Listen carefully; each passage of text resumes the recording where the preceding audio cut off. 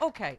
Jody has some breaking news. Yes, Brian Tyler Cohen, I think Brian Tyler Cohen is reporting that a Connecticut judge said InfoWars host Alex Jones will be fined $25,000 per weekday beginning Friday and increase that amount by $25,000 per weekday until he appears for a deposition in a lawsuit brought by the relatives of some Sandy Hook victims. Yep, good. He gonna be broke.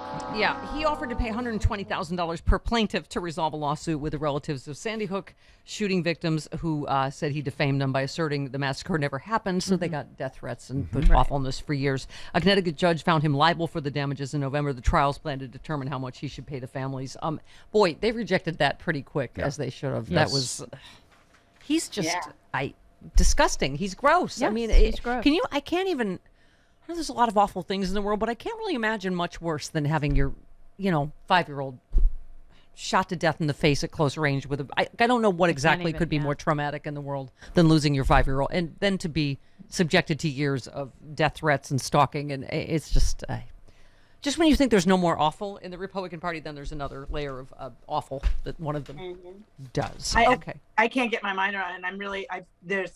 I sent all love and support to those families, and I want to thank them, because I know that there's a part of them who would, in some ways, it might be easier to just try to walk away from it, but they haven't been allowed to by him, and I think that they are fighting. Their fight is righteous, and their fight is our fight.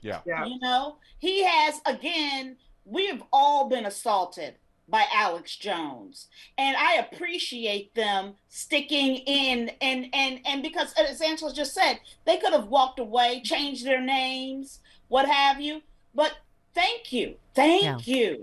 But it's part of the thing we talk about every week here is just what percentage of this country is crazy, is susceptible to the most bizarre conspiracy theories that Sandy Hook didn't happen. Look at what we're into now, that Hunter Biden is behind bioweapons labs in Ukraine. And I mean, this is, and the mainstream media, it's like, Hunter Biden stuff, right?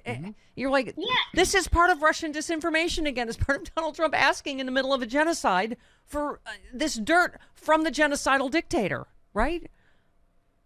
Absolutely. And you have a Supreme Court, the wife of a Supreme Court justice sitting there spewing QAnon conspiracies on top of it.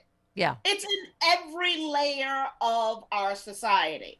Yeah, that's what I mean. You used to think, it's just the crazy fringe. And you're like, no, Alex Jones was an invited, honored guest on January 6th.